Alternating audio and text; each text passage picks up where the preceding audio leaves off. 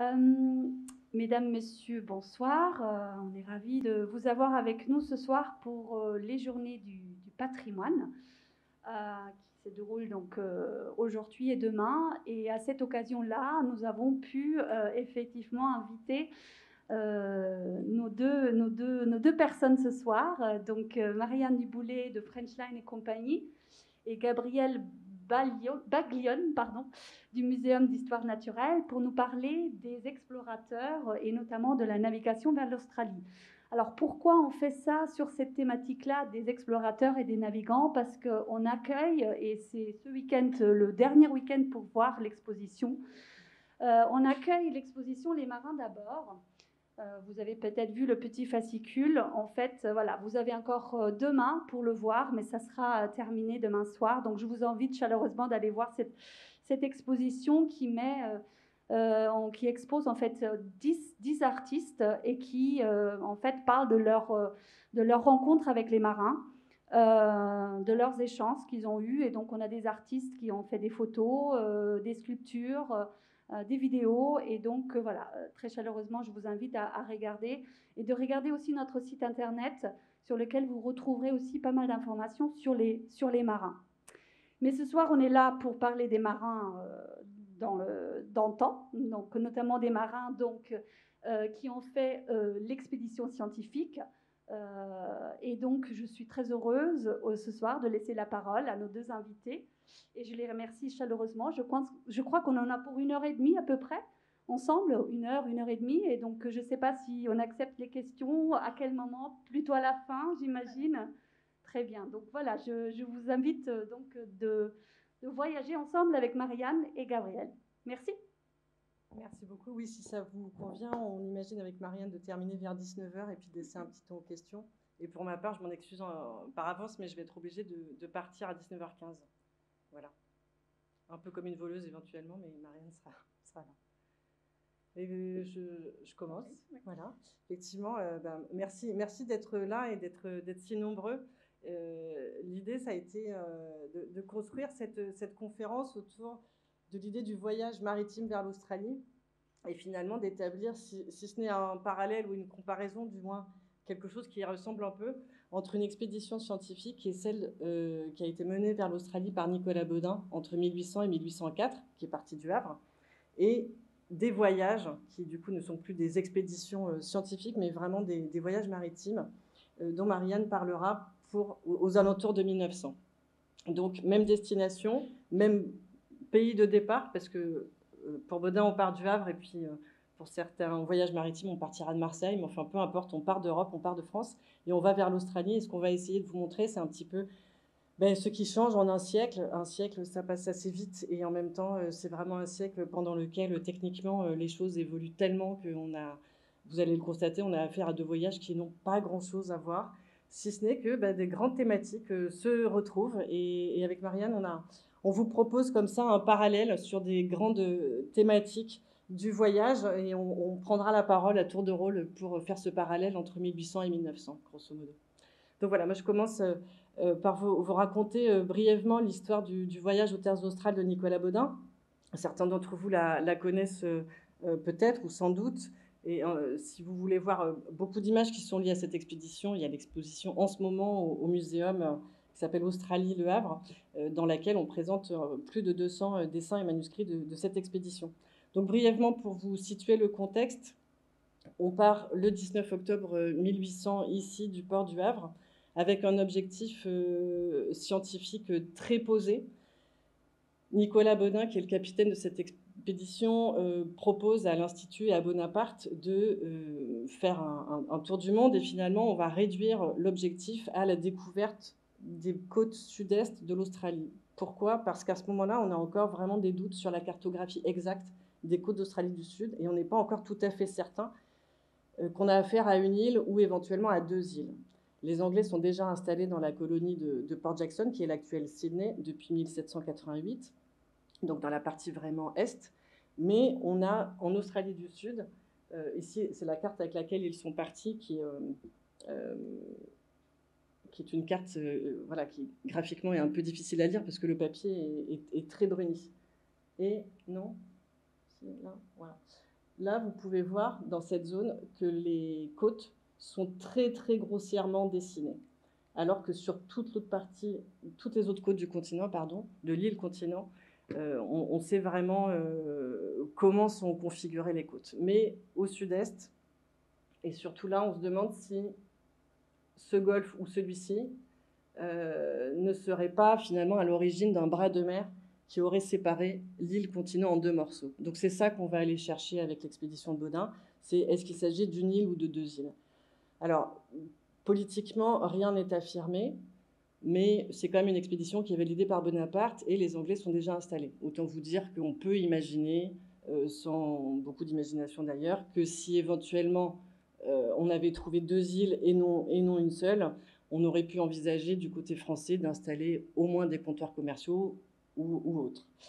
Finalement, effectivement, cette expédition va constater que l'Australie est une seule et même île, grâce à cette expédition qui va s'étaler sur 4 ans. Donc je vous le disais, le commanditaire, c'est Nicolas Baudin, qui est un navigateur affirmé et qui est passionné de sciences naturelles.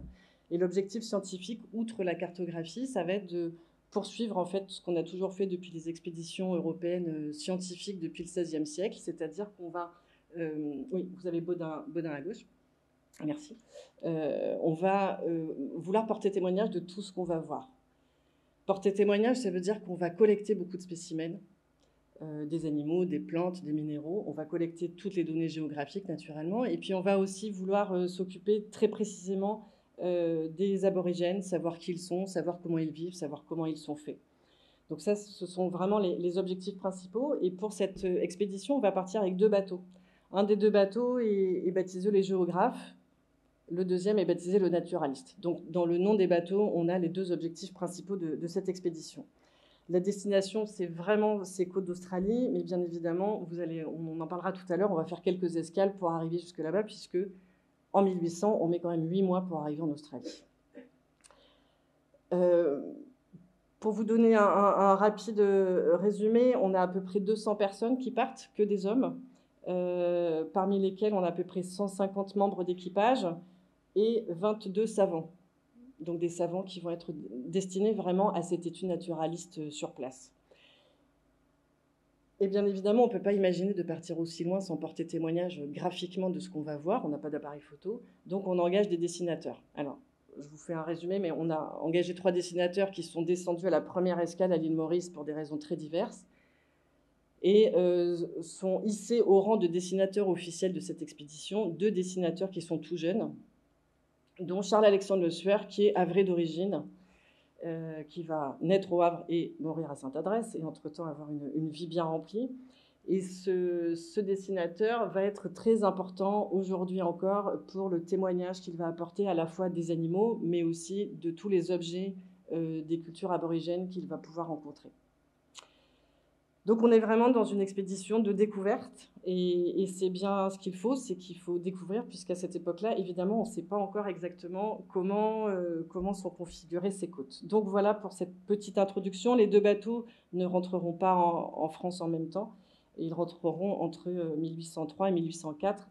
L'expédition se termine officiellement le 25 mars 1804. Donc il faut imaginer sur 4 années, finalement, près de 2 ans sur place, puisque le reste du temps est consacré à la navigation dont on va parler aujourd'hui. Avec les messageries maritimes, un siècle après, on est dans une situation totalement différente. La révolution industrielle a eu lieu, et notamment la mise en œuvre, et la mise en fonctionnement et la mise en production des machines à vapeur. Donc, les machines à vapeur sont d'abord arrivées sur les trains, et au milieu du 19e siècle, l'État français a besoin de faire parvenir son courrier postal, ses dépêches, à travers le monde. Il est en train d'étendre son empire colonial également et son empire économique, et il a besoin de faire parvenir son courrier postal dans de bonnes conditions à l'étranger. Si bien qu'il va demander à des armateurs privés, et en tout premier lieu, ce sont des armateurs marseillais, l'armateur Rostand, donc de mettre en place ces fameuses routes maritimes pour transporter ce courrier postal. Cela va donner naissance en 1851 aux messageries nationales. C'est les services maritimes des messageries nationales qui deviendront ensuite, à partir de 1853 et jusqu'en 1871, les messageries impériales. Et avec la fin du Second Empire, elles prendront enfin le nom sous lesquels on les connaît aujourd'hui, des messageries maritimes. Elles sont vraiment... l'expansion des lignes est représentative aussi de l'expansion de la France dans le monde. Donc vous pouvez voir ici à la fois les emblèmes des messageries maritimes, qui sont la licorne couronnée. Le pavillon avec les MM sera présent vraiment sur tous les navires. Et vous avez également le portrait d'Armand Béhic en dessous, qui sera le président des messageries à partir de 1860 et qui est vraiment à l'origine de l'expansion vers l'Extrême-Orient et l'Océanie des messageries maritimes. Donc on voit bien au début que vous allez avoir une pression sur le bassin méditerranéen et la mer Noire, avec des lignes vers Malte, la Grèce, l'Afrique du Nord. Il faut attendre 1860 pour avoir une ligne vers Bordeaux et à partir de Bordeaux vers l'Amérique du Sud. À la même époque, voilà, on fait des pèlerinages en Terre Sainte. Par la suite, il y aura des pèlerinages à la Mecque, d'ailleurs, qui seront proposés. Et il faut attendre 1864 vraiment pour démarrer les lignes vers l'océan Indien, la Réunion. À cette époque-là, le canal de Suez n'est pas encore creusé, donc il faut savoir qu'on transborde à partir de Port Saïd jusqu'à Suez par train. Donc vous avez une partie du voyage qui se déroule par train. Ensuite, vous réembarquez à partir de Suez pour descendre toute la mer Rouge. Les lignes maritimes vont aussi également jusqu'au Japon. Et en 1865, le premier navire de commerce français à arriver au Japon, c'est un navire des messageries maritimes. Enfin, à partir de 1882, vous avez l'ouverture vers la ligne de l'Australie. Et là, on ne met plus 8 mois, mais on met, quand on roule bien, 11 semaines entre Marseille et Sydney jusqu'à Nouméa, parce que la ligne va partir de Marseille pour aller jusqu'à Sydney, mais on prolonge la ligne jusqu'à Nouméa, parce qu'à partir de 1863 est installé le bagne maritime à Nouméa. Donc il faut vraiment imaginer l'expansion de ces compagnies sur l'ensemble des mers du monde. On dira les messageries font le tour du monde, ça va devenir un slogan pour les messageries, à la fois sur l'Atlantique, à la fois sur l'océan Indien et l'océan Pacifique. Et elles sont vraiment à relier avec la présence française administrative, politique et coloniale à travers le monde. Donc voilà où nous en sommes à peu près. C'est aussi un siècle de progrès technique. Les paquebots, les navires sont des objets technologiques. Donc les premiers navires étaient avec des coques en bois, puis des coques en fer. On passe de la roue à aube à l'hélice, et il faut attendre 1875 pour avoir les premières coques acier. Les messageries maritimes vont d'ailleurs acheter les chantiers de construction navale de la Ciotat pour faire construire leurs navires. De même, la Compagnie Générale Transatlantique achètera les chantiers de Penwet à Saint-Nazaire pour construire ses propres navires. De même, au niveau de la propulsion, on passe du charbon, enfin voile et charbon, voile et vapeur. Ensuite, on passe au mazout et enfin, on ira jusqu'au diesel. L'électricité va arriver à bord, il faut attendre 1884, ce qui n'est pas si tard quand même, et la TSF également. Donc on est vraiment dans des objets, enfin des outils de transport qui sont à la pointe du progrès. Il faut aller vite, il faut aller de manière sécuritaire, et il faut arriver en temps et en heure. Les navires. Alors là, on va vous parler un petit peu des différences. Là, déjà visuellement, vous voyez des petites choses. À gauche, vous avez une maquette présentée actuellement au musée, qui est une maquette récente, une maquette du Géographe. Donc il faut imaginer qu'on a des bateaux, là, ces deux petites corvettes, le Géographe et le Naturaliste, sont des bateaux qui sont pas complètement adaptés à la mission qu'ils vont avoir à remplir, surtout le Naturaliste, puisque cette expédition a été validée en mars 1800 et qui partent en octobre. Donc autant vous dire que la préparation est rapide et qu'on adapte en fait des bateaux préexistants. On n'est pas du tout dans l'idée de construire des bateaux pour cette mission précise. Le Géographe, qui est donc représenté ici, il faut imaginer qu'ils font à peu près 40 mètres de long, ces bateaux. Il y a à peu près une centaine de personnes à bord. Et évidemment, on va partager tous les espaces et notamment les couches. On partage les hamacs. Les bateaux, on le distingue un petit peu ici, sont armés de canons, parce que même si on est en paix d'un point de vue politique dans le monde, on n'est jamais à l'abri de rencontrer des pirates. Donc il faut pouvoir agir. Donc les bateaux sont armés de canons, et justement le sueur, qui est dessinateur, va être d'abord recruté comme aide-canonnier. Voilà. Je pense que je vous dis à peu près l'essentiel. Évidemment, on n'est qu'à la voile, et évidemment, ça va poser de grands problèmes. Là, vous avez un dessin de Le Sueur qui représente le Géographe et le Naturaliste en mer. Encore une fois, le Naturaliste est un bateau qui est moins bien adapté et qui va donner de grandes difficultés, notamment pour le cabotage, puisque Vous aurez compris que quand on veut établir une carte des côtes, évidemment, l'idée, c'est de suivre les côtes, de descendre régulièrement pour se réapprovisionner, mais de suivre de manière très, très précise les côtes. Et le naturaliste n'est pas très, très facile à manœuvrer. Et par ailleurs, on va se retrouver en Australie dans des zones assez compliquées, notamment en Australie du Sud, entre l'Australie du Sud et la Tasmanie. Une zone dans laquelle les vents sont très, très forts et éloignent perpétuellement les bateaux des côtes. Et c'est là aussi qu'on va se rendre compte que le naturaliste est vraiment un bateau très difficile à manœuvrer. Avec les messageries maritimes, on va arriver dans quelque chose de complètement différent. Et j'en profite aussi pour signaler que chez French Lines, on a la chance, du coup, puis un siècle étant passé depuis le voyage de Nicolas Baudin, la photographie est arrivée. Si bien qu'on a des témoignages photographiques de ces navires-là, des extérieurs et des intérieurs, et également des sources qui sont très riches. Il y en a aussi pour Nicolas Baudin, et on va retrouver les mêmes pour les navires des messageries. Ce sont les rapports de voyage, les rapports de commissaires et les rapports des événements de mer. Et vous verrez que, voilà, de temps en temps, on s'inspirera ou on citera certains éléments de ces différentes sources d'archives. Donc vous voilà avec des beaux navires à vapeur. En 1893 à peu près, on sait qu'il y a 5 navires qui font la rotation régulière vers l'Australie, ville de La Ciotat, en honneur à la ville où les navires sont construits, Armand Béic, donc, qui était un grand président des messageries maritimes, et ensuite des navires qui rappellent la destination, polynésien, australien, Tanaïs. Ce sont des navires qui en moyenne font 150 mètres de long. Ils ont des machines à triple expansion, donc ça c'est un peu technique, mais il y a des 3 cylindres qui fonctionnent à haute, basse et moyenne pression. Mais en fait, ce sont des moteurs qui ont un rendement assez intéressant et qui leur donnent beaucoup d'autonomie, ce qui est important quand on a un voyage sur la durée et sur une longue distance. La coque est en acier. Ils ont 3 ponts, plus un pont promenade supérieur qui permet aux passagers et aux membres d'équipage de se promener. La particularité du voyage en 1900 avec les messageries maritimes, c'est comme on a expliqué tout à l'heure, c'est une opération commerciale. Donc vous avez un équipage pour entretenir le navire, maintenir, le faire avancer, mais également des passagers, des marchandises et du courrier postal. Donc en moyenne, pour ce type de navire-là, vous aurez à peu près 170 membres d'équipage et des passagers qui vont se répartir entre la première, la seconde et la troisième classe. Alors, par exemple, pour Australien, on aura 170 personnes pour la première classe, 70 en seconde et 112 en troisième classe. Et la vitesse moyenne, quand tout va bien, c'est 16 nœuds. Donc, pour vous montrer un petit peu comment sont les intérieurs, il faut aussi se rapporter. Les marins, ils savent que quand ils vont naviguer, ça va être dur. Les passagers, il faut les rassurer. Les conditions, on va voir tout à l'heure, les dangers en mer sont fréquents, nombreux. Vous êtes perdu dans l'océan, et donc il faut rassurer le passager et on va le mettre dans un décor qui lui rappelle quelque part son environnement à terre.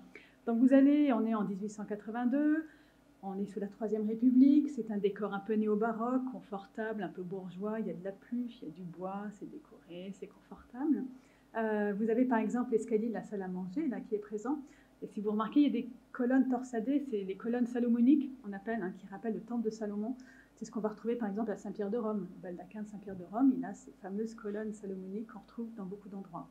À côté, vous allez avoir la salle à manger des premières classes avec une grande nouveauté qui est le fauteuil à assise tournante sur un pied en fonte fixé au sol. Cela signifie que vous pouvez vous installer, vous déplacer aisément, sortir de votre place aisément. Et surtout, étant fixé au sol, vous ne bougerez pas, quoi qu'il arrive, s'il y a beaucoup de mouvement. Ça reste encore, ça ressemble un peu à une cantine de luxe, mais ça ressemble un peu à une cantine avec ces grandes tables. Vous allez avoir des salons de musique, vous allez même avoir des cheminées, mais avec pas vraiment des vrais feux de bois dedans. Mais encore une fois, on retrouve vraiment ces décors qui sont faits pour rassurer le passager. Ici, vous allez avoir aussi des photographies de cabine. Alors, ce n'est pas l'Australien, parce qu'on n'a pas de photos d'intérieur de l'Australien, mais on a des photos d'un navire similaire, le Dumby, qui lui faisait la route vers le Brésil, mais pareil, c'était des longues distances, une population à peu près similaire.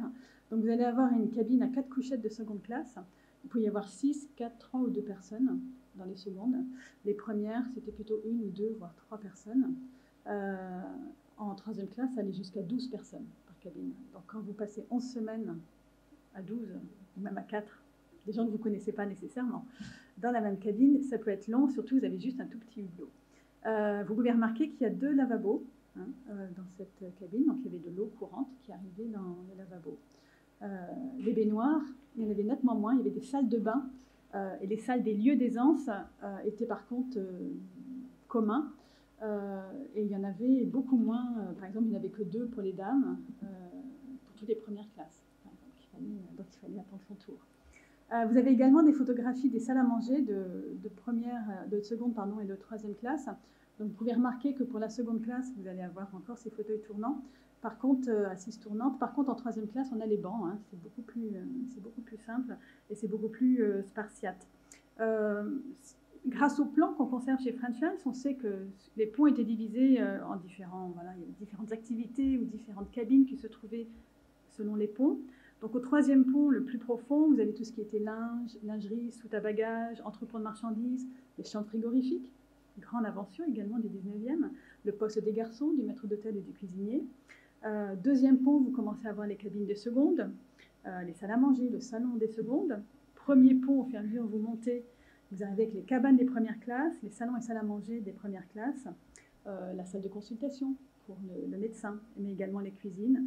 Et enfin, le pont promenade qui permet à seconde classe, première classe, troisième classe de se déplacer, de prendre l'air, sachant qu'il y a beaucoup plus de place qui est proposée aux premières. Vous avez également des salons de musique et sur le voyage vers l'Australie, le piano, il était sur le pont. En fait, tellement il fait beau. Les gens jouaient du piano sur le pont. Alors, on a des informations supplémentaires sur l'intérieur et le confort ou le manque de confort qu'il pouvait y avoir à bord de ce navire-là, toujours grâce au rapport de voyage. Donc, on sait par exemple que le sol des salles de bain, des cuisines, c'était du ciment et pas du carrelage. Donc, c'était très compliqué pour le personnel de nettoyer et de donner une impression de propreté. Un petit détail un peu scabreux, mais néanmoins, voilà, qui donne un peu une idée. Les cuvettes des lieux étaient en tôle peinte et non pas en porcelaine. Donc, c'est compliqué aussi de donner une impression de propreté. Et l'insuffisance de baignoire va vraiment être marquée. Il faut imaginer que le voyage dans la mer Rouge va être en plein mois de janvier, février, mars, ou même en été, va être très, très, très chaud. Et les passagers souffrent de cette chaleur. Et donc, vous n'avez par exemple que 2 baignoires pour 33 dames en première classe, par exemple. Et en seconde, vous n'allez avoir qu'une pour 27 femmes. Voilà. C'était séparé hommes et femmes. Et donc, il y avait un temps d'attente. Donc, il y avait des salons pour attendre avant de pouvoir prendre son bain. Donc, c'était assez long. Et puis, un autre petit détail qu'on trouve dans un rapport, il y avait des rideaux, fenêtres, pour rendre les lieux assez agréables. Et il raconte, par exemple, que dans les salons de première classe, les rideaux avaient des teintes très délicates, très, très claires. Et qu'il faudrait penser, c'est le commandant qui dit qu'il faudrait penser à les enlever, ces rideaux-là, parce que leur couleur durerait plus longtemps. Parce qu'en fait, on voudrait ouvrir les rideaux quand il fait très chaud, hein, pour donner un petit peu de circulation d'air. Et ça donnerait un volume d'air plus important.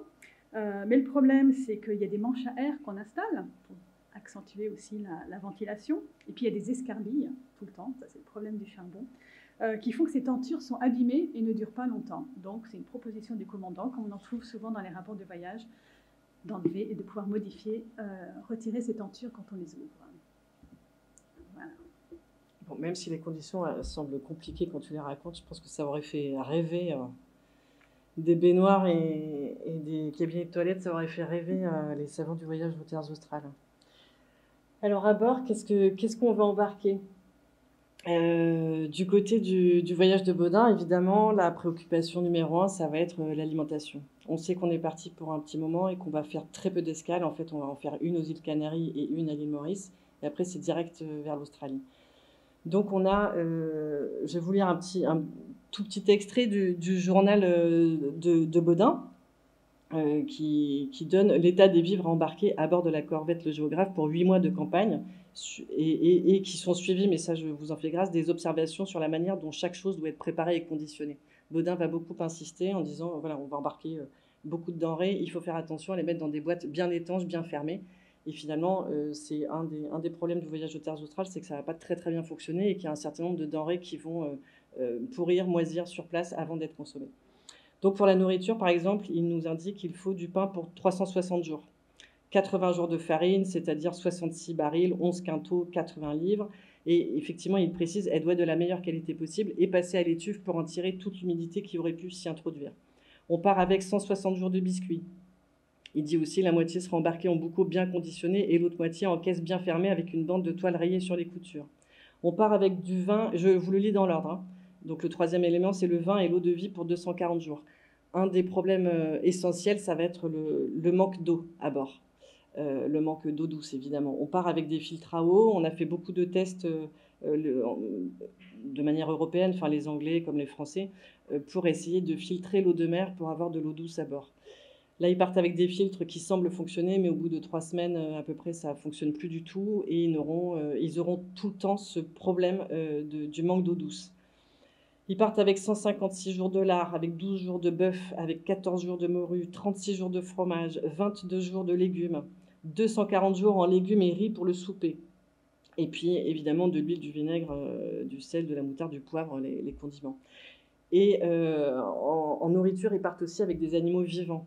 Puisqu'évidemment, à bord, il va falloir qu'on ait un peu des ressources fraîches. Donc, on a un certain nombre de volailles qui vont nous donner des œufs. Et puis, in fine, on va pouvoir les manger. On part aussi avec quelques plantations à bord. Voilà, on nous indique, les jardiniers nous indiquent qu'ils font pousser des salades, notamment pour essayer d'avoir des vitamines, pour avoir des légumes frais. Donc, on essaie de faire pousser à bord un certain nombre de denrées comme ça, ce qui accentue, si j'ose dire, le problème du manque d'eau, puisque évidemment l'eau va être nécessaire pour les hommes, mais aussi pour les animaux vivants et aussi pour les plantes. En dehors de la nourriture, on va partir avec du bois, des cordes, des chandelles, de l'huile, etc., du coton, tout un tas les matériaux nécessaires. Et là, on voit bien qu'évidemment, on est bien avant l'arrivée de l'électricité à bord. On part avec beaucoup de matériel qui est destiné au travail des savants. Donc, il nous indique le matériel des jardiniers et des botanistes, le matériel des zoologistes, des dessinateurs. Donc là, tout est précisément énuméré dans le journal de Bodin, le petit matériel comme le gros, les caisses, etc. On a aussi des objets d'échange. Là, on n'y sera plus du tout dans le voyage commercial. Avec Bodin, quand on part, on sait qu'on va rencontrer des aborigènes, en tout cas des peuplades inconnus, et qu'on va être probablement amené à faire des cadeaux. Donc on a des petits objets d'échange qui sont des aiguilles, des rubans, des peignes, des petits miroirs, du tissu, ce genre de choses. Puis on a évidemment des livres, hein, on a une bibliothèque à bord. On a des fusils qui vont être utilisés notamment pour la chasse quand on sera à terre. On a, avec les livres, bien sûr, beaucoup de cartes, de plans, etc., qui sont remis par le dépôt général de la marine. Et puis, on a, comme je vous le disais, des passeports diplomatiques. Même si on est en paix, on part quand même avec des passeports diplomatiques pour être sûr que tout se passe bien. Si on rencontre du monde, on pourra témoigner de qui on est et que les gouvernements des uns et des autres ont donné l'autorisation à cette expédition d'avoir lieu à ce moment-là. Et alors, je terminerai juste sur les vêtements en vous lisant un petit extrait du journal de François-Michel Ronsard, qui était officier de génie maritime, qui était embarqué sur le Géographe, parce que ces journaux de bord sont très, très parlants. Ces hommes ne les ont pas écrits à destination de nos oreilles 200 ans plus tard. C'est vraiment un peu leur journal intime. Ils n'avaient pas forcément dans l'idée qu'on allait vraiment les lire plus tard, mais ça nous indique tout de suite quelles sont les conditions. Et au sujet des vêtements, Ronsard nous dit « Le 27 pluviose, une quantité d'effets destinés à l'équipage se trouvèrent pourris et il fallut en distribuer les morceaux. Cet événement me fournit l'occasion de parler de ces hardes de l'équipage. Elles sont toujours mal faites, mal cousues et de mauvaises étoffes qu'on a économisées de manière à ce que les hommes sont habillés à moitié. Il est excessivement rare qu'un matelot le soit à sa taille. Ce mode d'administrer les bâtiments armés est tout entier à l'avantage des fournisseurs et au détriment des équipages, qui sont toujours mal vécus, parce que 8 jours suffisent pour mettre en loc les hardes qu'on leur distribue. Ne serait-il donc pas possible que la marine eût ses manufactures et ses étoffes portant un caractère distinctif qui mit les matelots dans l'impossibilité de les vendre et de faire habiller chaque homme à sa taille ? Ce système, à la vérité, n'enrichirait pas les fournisseurs, mais la marine en deviendrait plus brillante, les hommes plus proprement tenus s'en porteraient mieux, les officiers mettraient de l'amour-propre à la tenue de l'équipage comme à celle du bâtiment, et peut-être le goût pour la marine militaire augmenterait dans les ports. Ce que je dis des hardes, je voudrais l'appliquer aux souliers, pour éviter d'en donner aux équipages en carton, comme nous en avons eu beaucoup qui se trouvaient sans souliers au bout de 3 jours. Donc voilà, ça vous donne un petit peu le ton. On est dans des conditions de voyage qui sont extrêmement difficiles et on a plusieurs récits comme ça qui nous indiquent même des disputes entre des membres d'équipage qui essayent de voler, en fait, de se voler entre eux les vêtements pendant qu'un et quelque part on essaie de lui voler ses vêtements puisque très très vite, il nous le dit, au bout de 8 jours, on n'a plus de vêtements, au bout de 3 jours, on n'a plus de souliers. Donc on a quand même des conditions extrêmement rudes, ce qui va changer un siècle plus tard. Oui, alors là, c'est simplement, c'est une petite introduction, mais on va quand même être récompensé régulièrement puisqu'on va voir en mer un certain nombre d'animaux, dont beaucoup de dauphins, bien sûr, de marsouins, qui vont être très importants pour l'alimentation. Voilà, on va pêcher beaucoup. Et parmi la pêche, on pêche pas mal de dauphins, de marsouins, et on ne connaît pas forcément le goût. Hein. Sur les 200 hommes qui sont embarqués, rares sont ceux qui ont déjà une expérience en mer. La très grosse majorité sont quand même des gens qui ne sont à peu près jamais montés sur un bateau. Donc il faut imaginer que après la première fois qu'ils y montent, c'est pour 8 mois. Donc ils découvrent ces animaux et ils décrivent beaucoup le goût, puisque très souvent quand on a des animaux comme ça, on les pêche, on les décrit, on les dissèque pour l'observation scientifique, et puis on finit généralement par les goûter. Et les marsouins en particulier, les dauphins, les marsouins ont très bonne réputation, ils sont très heureux parce que ce goût inconnu jusqu'alors, tout le monde le trouve très bon. Il faut imaginer que de toute manière ils ont faim, donc je crois que même si c'était moins bon, ils ont été ravis quand même. Puis à droite, vous avez des petits kangourous qui vont être trouvés en Australie de l'Ouest, et là encore, ils vont être ravis de découvrir ces petits wallabies rayés, qui sont les premiers à décrire, parce que la chair est excellente. Voilà. Alors, 100 ans plus tard, on remarque qu'il y a des similitudes, mais également des grandes différences. Similitudes, rapidement, il y a encore des animaux vivants à bord.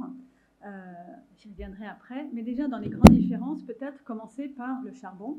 Le besoin d'embarquer du charbon à plusieurs escales, à plusieurs endroits tout au long du voyage. Alors, je n'ai pas de chiffres, comme Gabriel, aussi précis, mais j'ai plutôt un certain nombre d'éléments d'information sur ces différents sujets. Donc, le charbon, l'origine du charbon qu'on va embarquer à chaque escale donne aussi un peu une image de la globalisation déjà à ce moment-là. Le charbon vient du Japon, parfois, d'Australie, de l'Inde ou du Pays de Galles.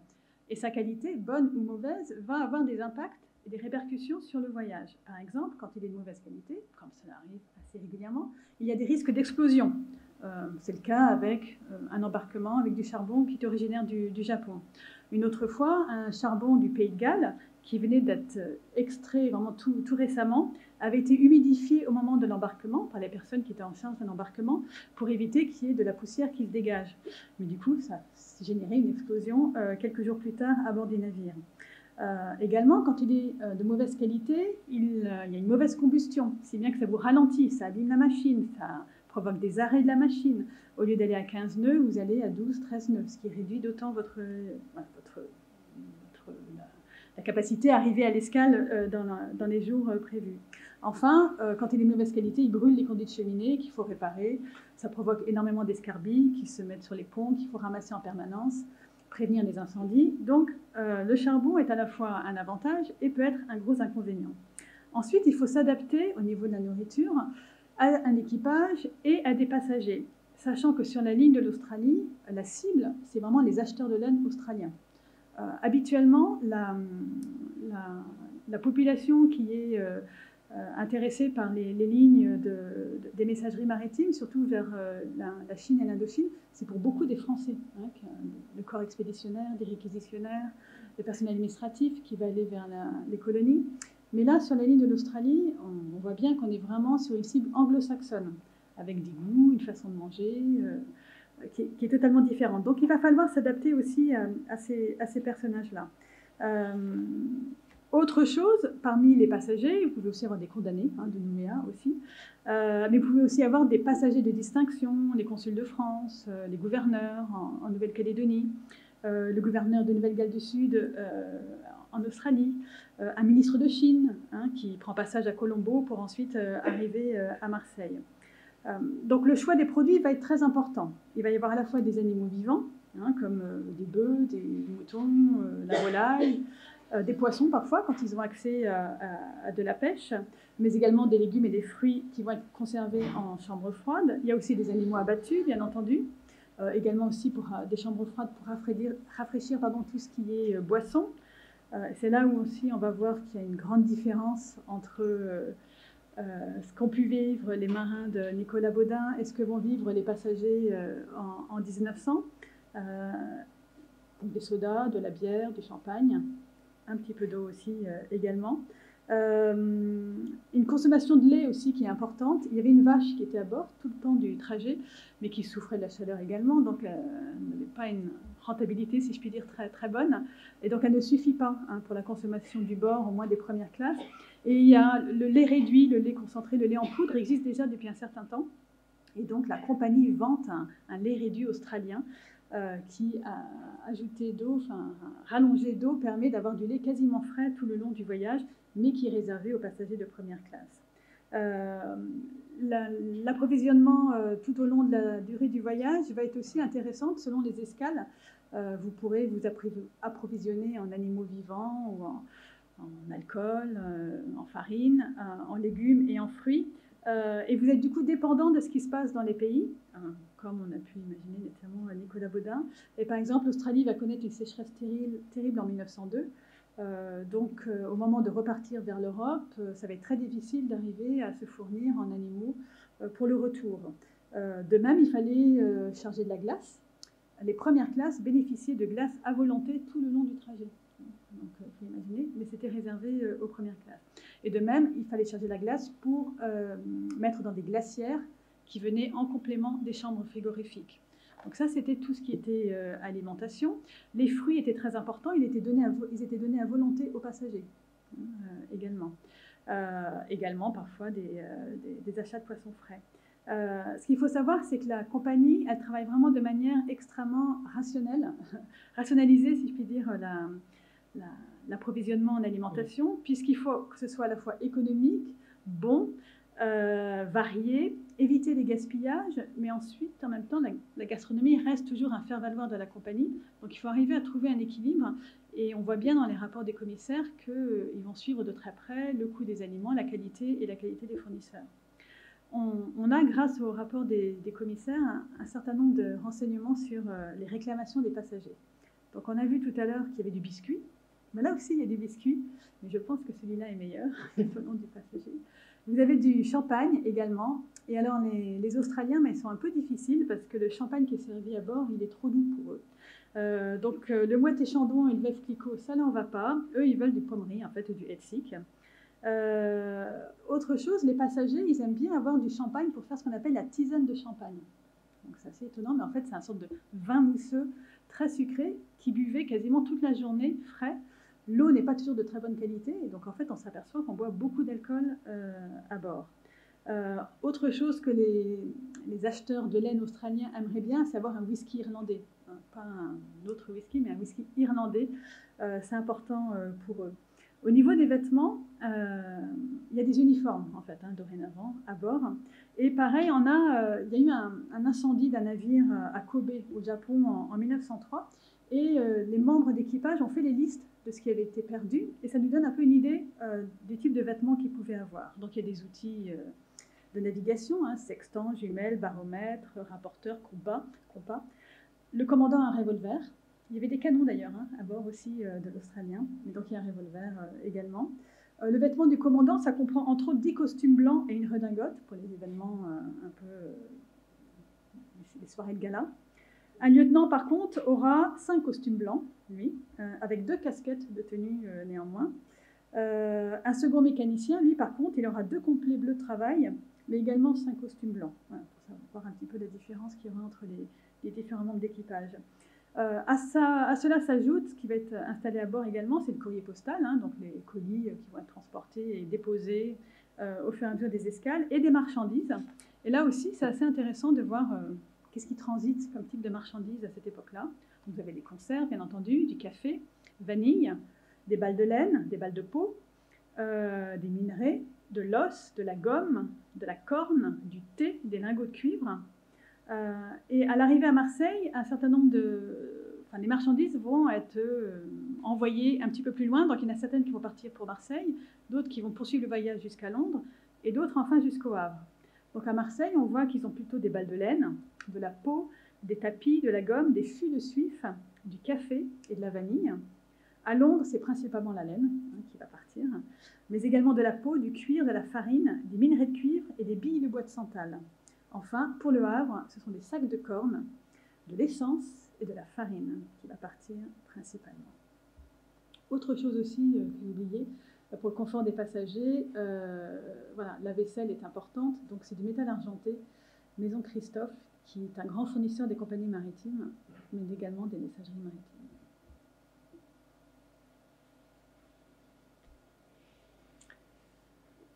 Alors, on a rapidement évoqué tout à l'heure la question de la durée. Hein. On voit que quand l'expédition de Nicolas Beudin part, le canal de Suez n'existe pas. Donc, on est obligé de contourner complètement l'Afrique par le sud. L'expédition va faire une première escale aux îles Canaries, mais seulement au bout de 2 semaines. Ils vont vraiment déjà commencer la recherche scientifique et puis en profiter pour faire quelques petits ravitaillements. Mais l'escale principale qui va avoir lieu, ça va être l'escale que vous voyez ici à l'île Maurice, qui s'appelle alors l'île de France, qui va durer 2 semaines. Mais c'est une escale qui ne se déroule pas très bien parce que la France est en train d'installer sa colonie à l'île de France et que le gouverneur sur place, Baudin, a un peu peur qu'il cherche à motiver certains des savants finalement à ne pas continuer le voyage et à rester sur place. Et c'est un peu ce qui se passe, entre autres. Donc, à cette escale à l'île Maurice, il y a une quarantaine de personnes qui désertent l'expédition sur les 200 qui sont initialement partis, parmi lesquels des dessinateurs.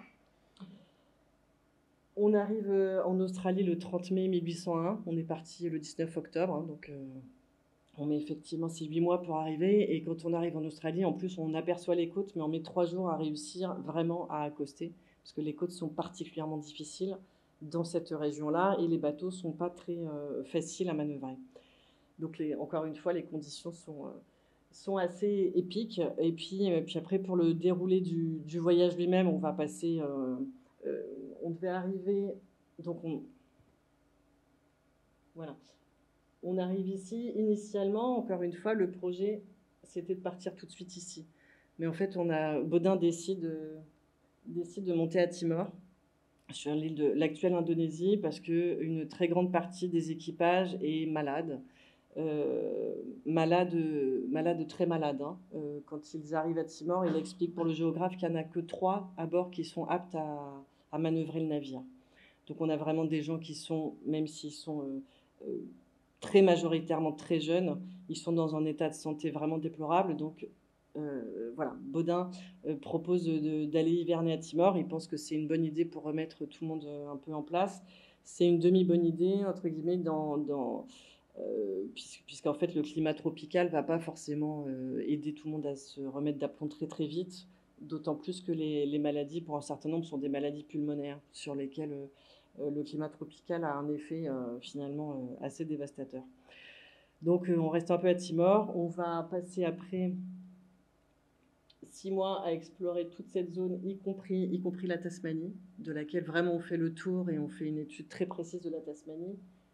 Et puis, on va s'arrêter entre juin et novembre 1802. On s'arrête un peu à Sydney avant de revenir. Et pour le retour, on va refaire une escale à l'île de France, à l'île Maurice, et on va faire une autre escale ici au Cap de Bonne-Espérance. Et après, on part tout de suite vers la France, Lorient pour l'un, et puis pour l'un des 2 bateaux. Et puis le Havre. Donc c'est ce grand trajet, il faut imaginer qu'au retour, à l'aller, on a des animaux qui sont destinés à être mangés, les volailles. Au retour, on a aussi les animaux qu'on veut rapporter vivants en France pour emporter témoignage. Donc on va rapporter beaucoup de caisses de spécimens et beaucoup d'herbiers de botanique, mais on va aussi rapporter des animaux vivants qu'il va falloir arriver à maintenir vivants jusqu'à leur arrivée en France, notamment des kangourous, des cygnes noirs. Et quand on est au Cap, le gouverneur du Cap offre pour Madame Joséphine de Beauharnais un buffle notamment et quelques autres animaux. Donc il faut imaginer qu'on est sur des bateaux qui ne sont pas plus grands qu'à l'aller, mais qu'on vit avec des animaux qui sont, encore une fois, pas du tout destinés à être mangés, mais qu'on veut absolument maintenir vivants. Et puis pour un certain nombre de cygnes et de kangourous, ils ont réussi à vivre chez Joséphine à la Malmaison pendant une petite vingtaine d'années. Donc un certain nombre d'entre eux s'en est bien tiré, mais les conditions de voyage décrites sont pas évidentes.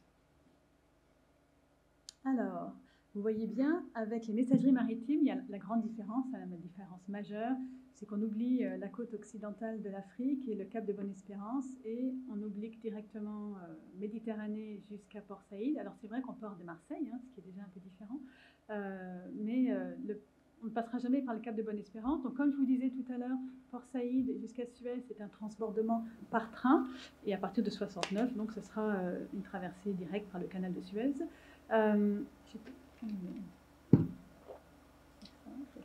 Le rouge. Voilà. Et donc vous voyez, j'ai commencé. Hop. Il y a une première traversée qui va se faire. Donc Marseille, Suez, et on va descendre à Mahé, et ensuite directement l'Australie, Adélaïde, Albanie, Sydney, et ensuite on va jusqu'à Nouméa. C'est un trajet qui n'est pas évident, l'escale à Mahé n'est pas du tout confortable, il n'y a pas de quoi s'approvisionner. Et donc rapidement, et aussi pour des intérêts commerciaux, on va partir vers Colombo, directement, Colombo, Sri Lanka, c'est là, pour récupérer, transborder le transbordement des passagers en provenance de Chine et d'Indochine. Comme je vous disais tout à l'heure, on est vraiment dans un climat, la France est établie en Cochinchine à ce moment-là, et puis elle va s'installer ce qui sera l'Indochine par la suite. Il y a aussi des expéditions militaires en Chine à ce moment-là, et donc il faut transporter le personnel militaire. Donc ça va être l'écale qui suivra, enfin le parcours passera par Colombo, ensuite de nouveau King George Town en Australie, Adélaïde, Melbourne, Sydney, puis Nouméa. Pour une histoire, enfin voilà, je peux vous donner, il fallait 5 jours entre Marseille et Port Saïd, une journée pour traverser le canal de Suez. Aden, par exemple, si on mettait Marseille le 2 juin, on arrivait à Port Saïd le 7 juin, Suez le 8 juin, Aden le 12 juin, Mahé le 17 juin, Albanie 29 juin, Adélaïde 2 juillet, Melbourne 6 juillet, Sydney 8 juillet, et Nouméa, vous y êtes pour le 14 juillet. Voilà. Les tarifs à cette époque-là, Marseille-Sydney en première classe, ça vous coûtait 1625 francs, en seconde classe 1000 francs et en troisième 500 francs. Nouméa, première classe 1875 francs, seconde classe 1150 et troisième 575. Alors il faut savoir qu'il y avait une certaine promotion qui était faite pour faire des voyages aller-retour, donc une sorte de tour du monde. Et il y a eu des petites comparaisons qui ont été faites, et il disait un aller-retour, comme il y avait des réductions tarifaires, ça faisait à peu près 2500 francs, et ça revenait pas plus cher que de louer une maison et de passer la saison dans une station balnéaire pendant tout l'été. Et donc l'intérêt, c'est soit vous passez votre été à Deauville ou au Touquet, soit vous faisiez l'aller-retour vers l'Australie. En termes de distance, Marseille-Nouméa, ça fait 11 841 milles marins, ce qui fait qui fait près de 22 000 km. Marseille-Sydney, 10 783 milles marins, soit près de 20 000 km. Petite information supplémentaire, les tarifs comprenaient la nourriture et le vin de table. Les domestiques européens étaient admis en 3e classe et les chevaux et voitures étaient transportés sur le pont. Grâce au fonds iconographique, on peut avoir un certain nombre de photographies de l'époque qui vont vous présenter des escales au fur et à mesure. Donc vous partez de Marseille, le bassin de la Joliette. Ensuite, vous allez passer par Port Saïd, vous avez les quais, l'arrivée dans le port, c'est pas bien large. Vous arrivez le canal de Suez, le désert, Mont-Séchou en 1890 aussi. Et ensuite, les différentes agences, les agences des messageries maritimes qui sont présentées. Donc à Colombo, vous passez du désert à la forêt équatoriale. Et puis ce sera Adélaïde, Nouméa et Sydney. On voit bien que c'est vraiment un habitat très succinct, une habitation encore partielle. On reconnaît à Sydney le quai circulaire, Circular Quay. Le pont a été construit, si je ne me trompe pas, par ici après. Et l'opéra, c'est par ici aussi aujourd'hui. Voilà.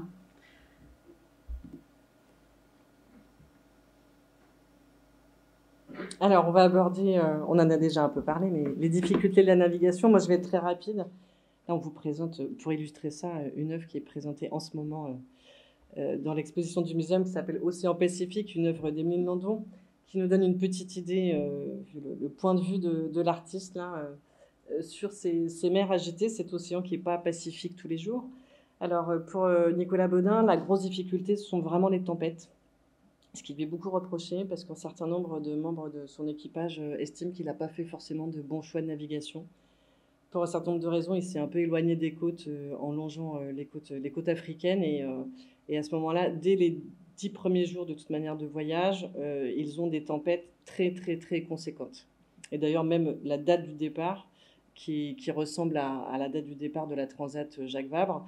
La date du départ est décalée, comme certaines transats ont pu être décalées parce que pour cause de tempête, les bateaux ne pouvaient pas sortir du port. Donc on a c'est un peu le coup de pas de chance de cette année-là. Il y a eu beaucoup de mouvements, beaucoup de tempêtes, donc ils subissent énormément.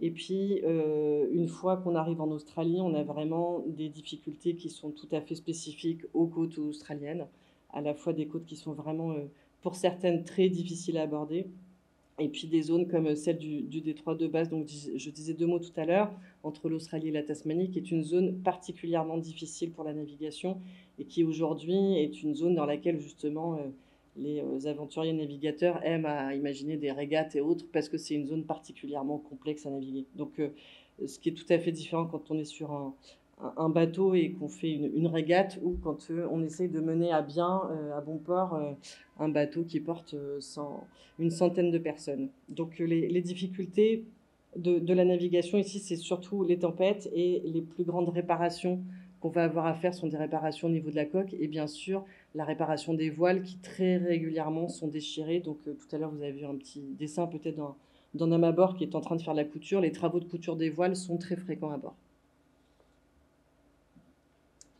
Avec les messageries maritimes et les navires... voilà, pardon, je crois qu'on l'avait déjà vu. Et le charbon, un des grands dangers, ça va être l'incendie à bord. Donc vous avez une petite gravure qui vous montre des passagers qui regardent avec effroi un navire au loin qui est en train de brûler sur les eaux. Et pareil, on va retrouver les événements de mer majeurs auxquels vont être confrontés les navires. C'est vraiment les échouements et échouages, les incendies, les explosions, les retards liés aux machines, une météo, pareil, cyclone, grosse mer, fort courant, vent contraire, et aussi des outils de navigation qui ne sont pas encore très performants. La cartographie, les relevés hydrographiques, les fonds, les courants, ce n'est pas encore très très clair. Il y a encore beaucoup de manques. De même, parfois, des bouées ont été déplacées par un cyclone et n'ont pas été repositionnées. Les phares ne sont pas encore toujours très bien indiqués, ou on les confond avec les lumières des villes. Donc, ça entraîne des erreurs de navigation. Donc, du coup, des retards et des problèmes tout au long de la navigation. Petit détail qu'on oublie parfois, mais il faut savoir qu'à chaque fois qu'il y avait un problème sur les hélices, dans les grands ports, vous aviez des scaphandriers qui faisaient des visites pour aller vérifier l'état des hélices. Alors, des cas particuliers, par exemple, d'échouage, ça peut être l'inexpérience d'un lieutenant qui n'a pas fait attention à la passerelle. Ça peut être aussi un problème de compréhension à la barre. En 1893, dans le canal de Suez, Ville de la Ciotat va s'échouer. Et en fait, c'est assez étonnant.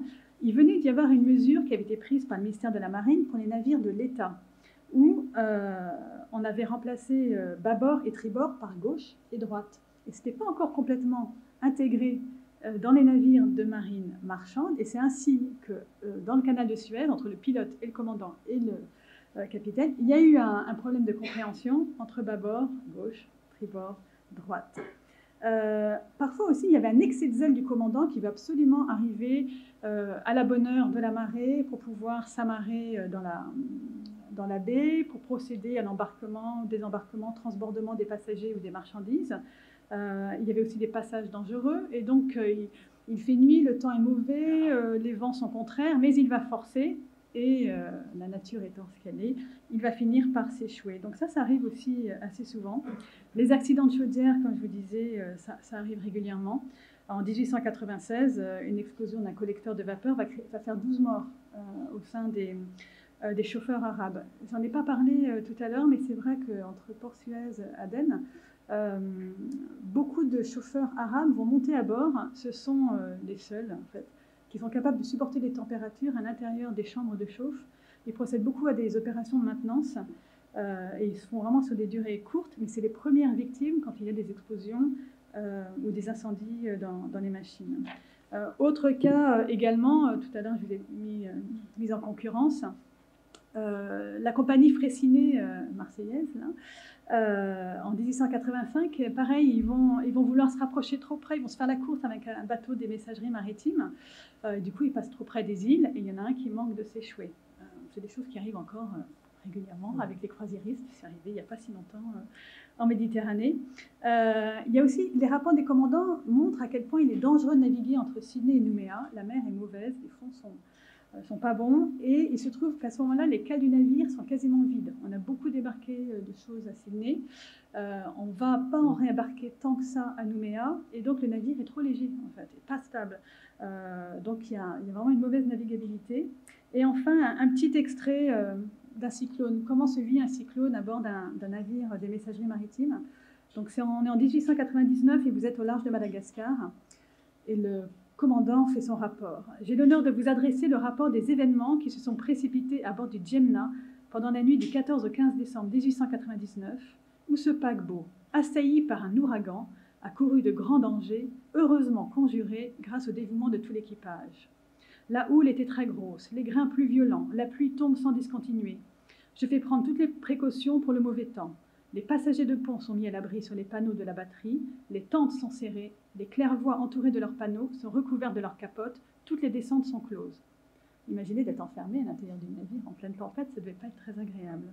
Le vent augmente encore et atteint une violence extraordinaire. La mer est terrifiante et balaie le pont de bout en bout, enlevant ou crevant les embarcations à l'arrière, défonçant les claires-voies. L'eau envahit les logements de l'arrière et la machine et les feux sont éteints.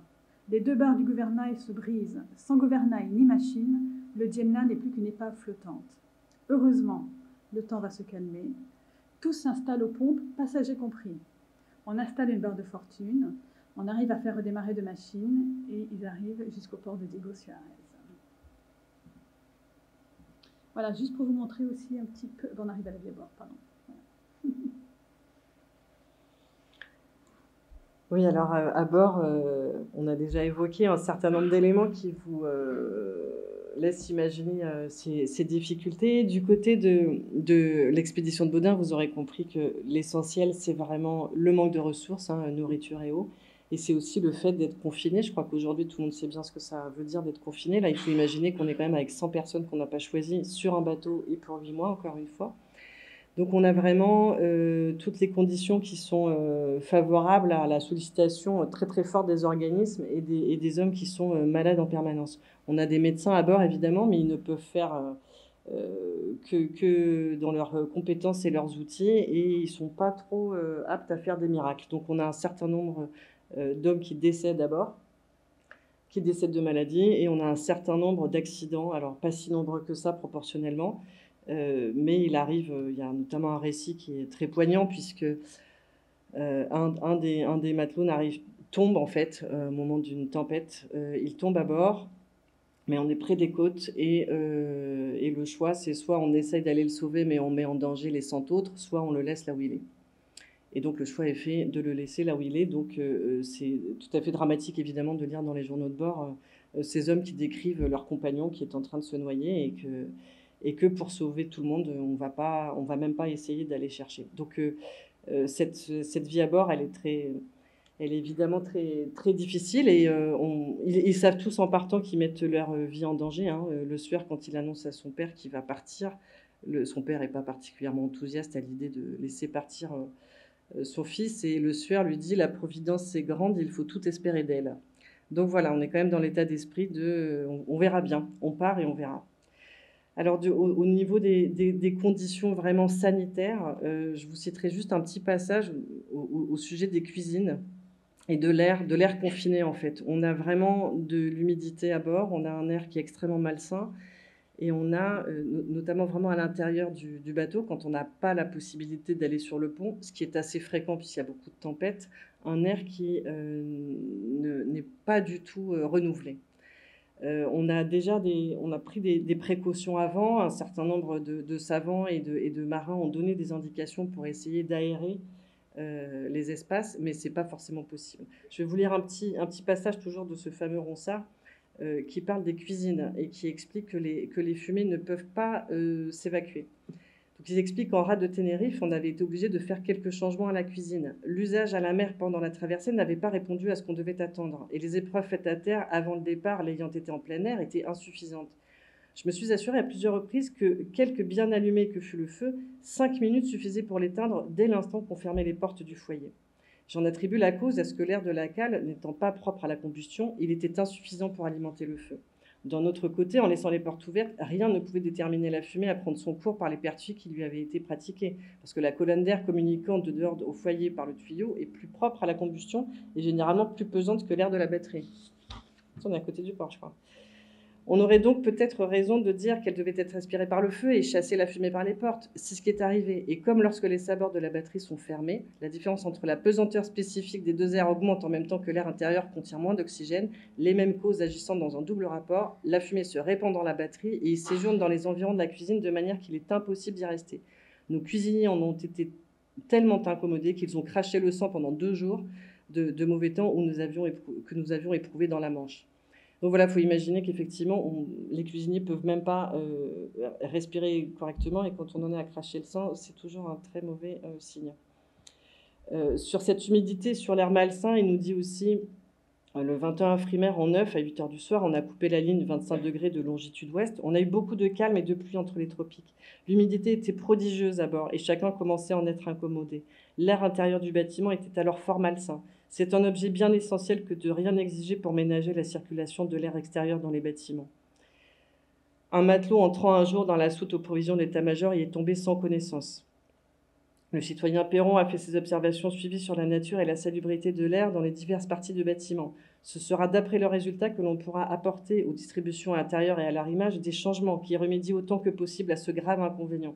Je me propose de développer ailleurs un moyen d'établir dans toutes les parties d'un bâtiment lors de sa construction des courants d'air suffisants pour le renouveler sans cesse.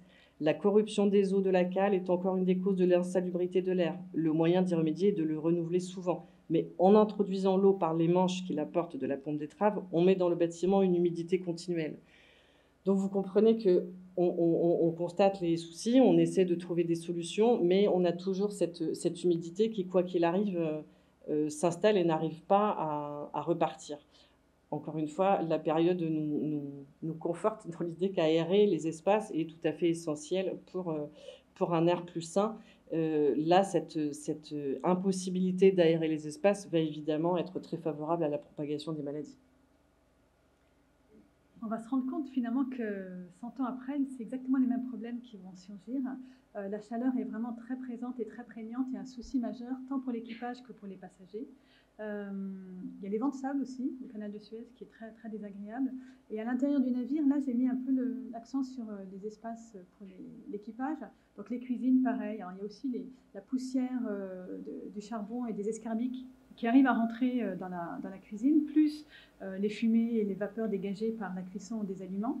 Vous avez également là, les chauffeurs arabes qui sont dans les salles de chauffe en train de préparer. Et en bas, la chambre de chauffe, où on est en train de charger le charbon. Imaginez la température qu'il pouvait y avoir à l'intérieur de ces espaces-là, qui là semble être un espace cathédral, mais qui était quand même des espaces assez confinés.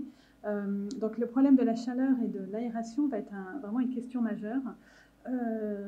Au niveau de la santé, il y a un médecin à bord, et donc les blessures habituelles, souvent en fait les gens oublient que le médecin n'est pas là que pour les passagers, mais avant tout pour l'équipage. Et finalement, c'est l'équipage qui est le plus souvent blessé, malade, ou qui présente des problèmes.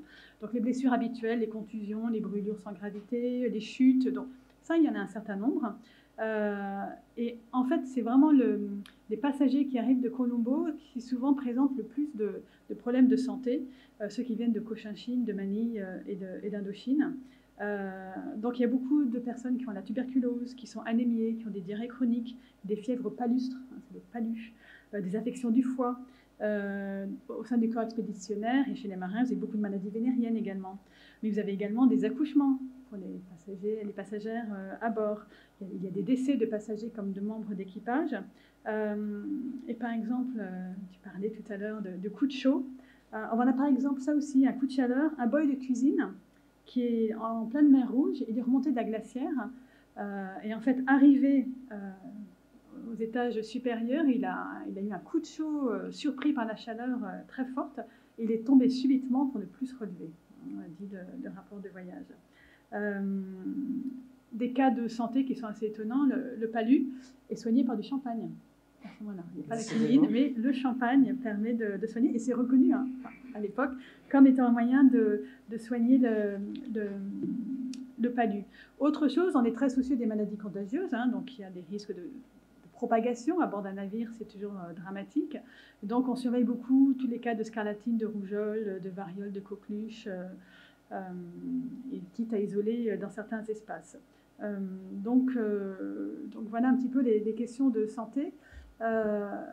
Au niveau du confort pour la vie à bord, il faut bien se rendre compte que l'équipage est quand même dans des espaces nettement moins confortables que les passagers, et que pour les passagers, l'accent est mis sur la nourriture. Donc je vous ai mis des menus, hein, des messageries, c'est vraiment la valeur, le point fort de cette compagnie.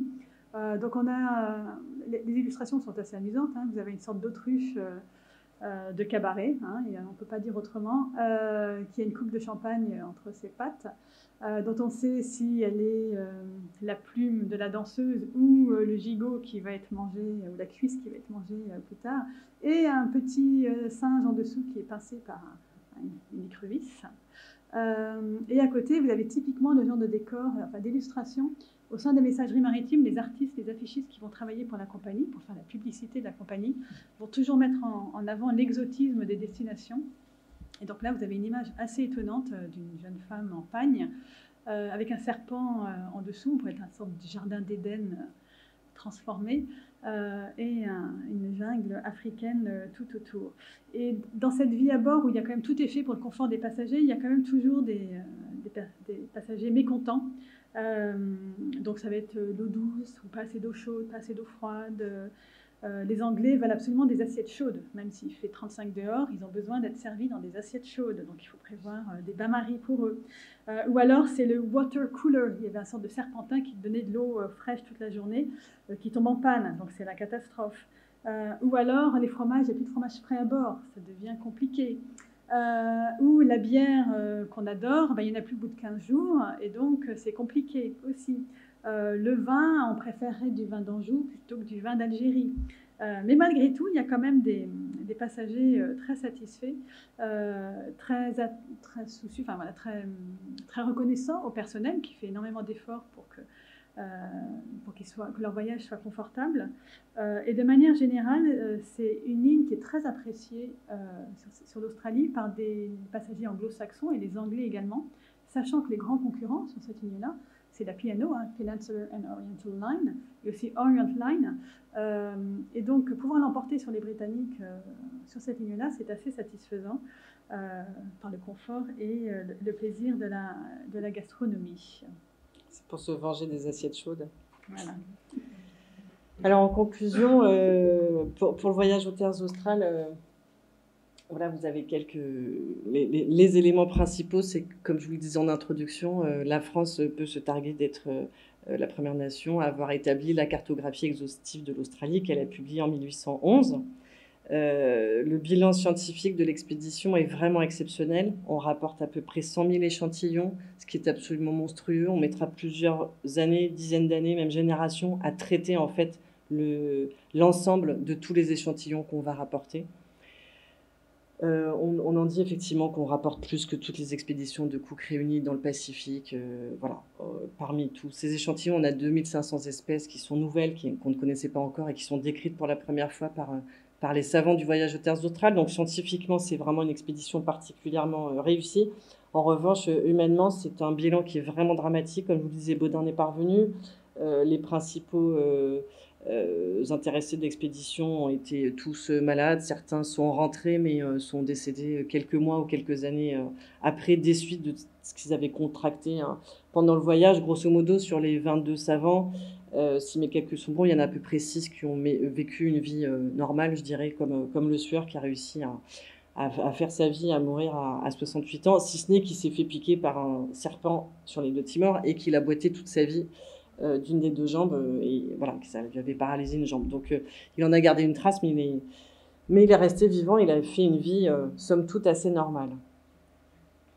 Et au niveau des messageries maritimes, donc on voit bien que c'est l'arrivée d'une marine moderne, une marine marchande moderne avec cette ligne-là et à la fin du 19e siècle, que ce qui était au départ des lignes dédiées pour la poste, le courrier postal, vont devenir des lignes d'intérêt général en lien avec l'expansion coloniale de la France et les rôles administratifs de la France dans cet ensemble de pays-là. C'est aussi l'internationalisation des lignes. lignes de messagerie maritime font le tour du monde et des résultats commerciaux satisfaisants. Les passagers sont contents et les étrangers sont vraiment reconnaissants aux paquebots français et notamment aux messageries maritimes et leur accordent une grande supériorité par rapport à leur propre compagnie commerciale. Et donc il y a une période faste pour les messageries maritimes entre 1870 et 1925. À partir de 1923, la ligne vers l'Australie va passer par le canal de Panama. On oublie, on ne passe plus par Suez, mais on passera par le Pacifique et le canal de Panama. Les messageries vont survivre à la crise de 29 également, alors que la CGT, la Transat, va devoir passer sous le joug le contrôle de l'État. Par contre, les messageries comme la Transat également vont perdre beaucoup de navires au moment des guerres mondiales. Les navires sont réquisitionnés. Donc pendant la Première Guerre mondiale, ils vont en perdre beaucoup et plus de la moitié lors de la Seconde Guerre mondiale. À cela s'ajoute la décolonisation, la concurrence de l'avion, et donc les lignes de passagers vont s'étioler jusqu'à disparaître dans les années 50-60. Les compagnies vont se concentrer sur le fret ensuite et les marchandises.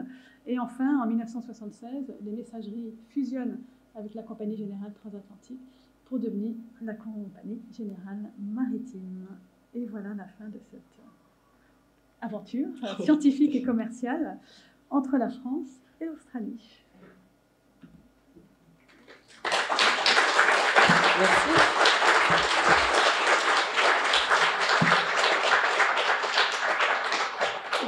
Oui, comme je vous le disais, moi je suis tout à fait désolée, mais je crois qu'il est l'heure que je parte en courant. Je ne sais pas si vous avez une question sur l'expédition Baudin.